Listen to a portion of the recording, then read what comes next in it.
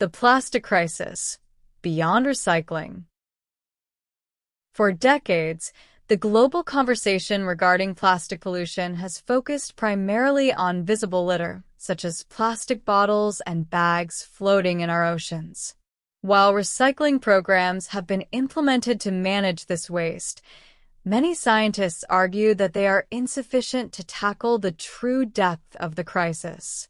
The real danger lies not just in the large pieces of trash we can see, but in something much more insidious: microplastics. These tiny particles, often invisible to the naked eye, are now a pervasive part of our global environment. Microplastics are defined as plastic fragments smaller than 5 millimeters in length. They originate from two main sources.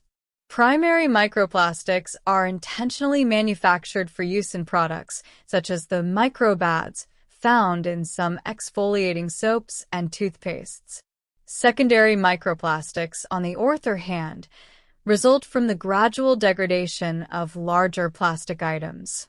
As sunlight, wind, and waves break down a plastic bottle over many years, it does not disappear.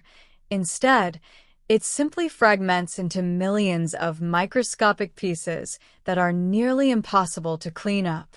The most alarming aspect of this crisis is how microplastics infiltrate the food chain through a process called bioaccumulation.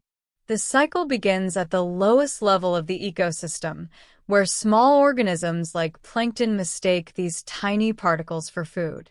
Because plastic cannot be digested, it remains inside the organism. When small fish consume large quantities of plankton, they ingest all the plastic those planktons had collected.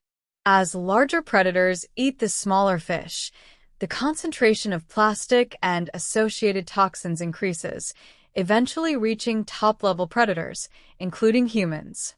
Beyond the physical presence of plastic, there is a chemical danger involved. Microplastics act like chemical sponges, absorbing harmful pollutants such as pesticides and heavy metals from the surrounding seawater. When these particles are ingested by marine life, they release these toxic substances into the animal's tissues. This chemical transfer poses significant long-term risks to biodiversity and could potentially lead to hormonal imbalances or other health issues in humans who consume contaminated seafood. In conclusion, addressing the plastic crisis requires a fundamental shift in how we approach waste management. While recycling is a helpful tool, it acts only as a temporary fix for a much larger problem. To protect our food chain and our long-term health, society must move toward reducing plastic production at the source and developing biodegradable alternatives. We cannot simply clean up what we can see. We must prevent the microscopic pollution that is already quietly reshaping our biological world. Vocabulary list.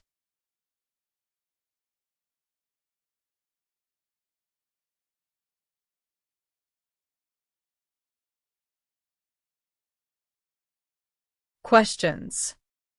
Reading each statement carefully based on the passage provided, determine if the statement is true or false.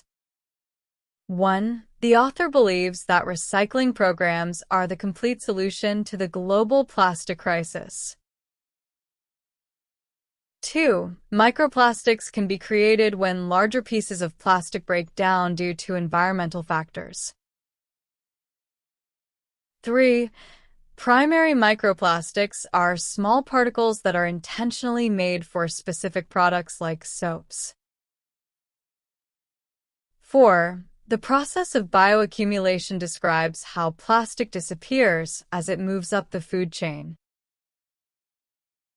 5. Small organisms, such as plankton, often mistake microplastics for actual food.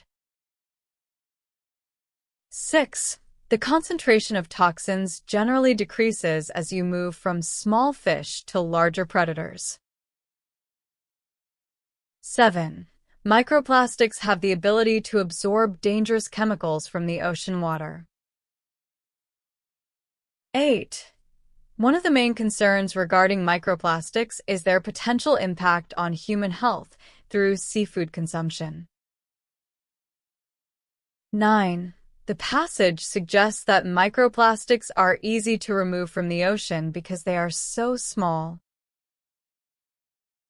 10. The author advocates for reducing plastic production rather than just focusing on cleaning up existing waste.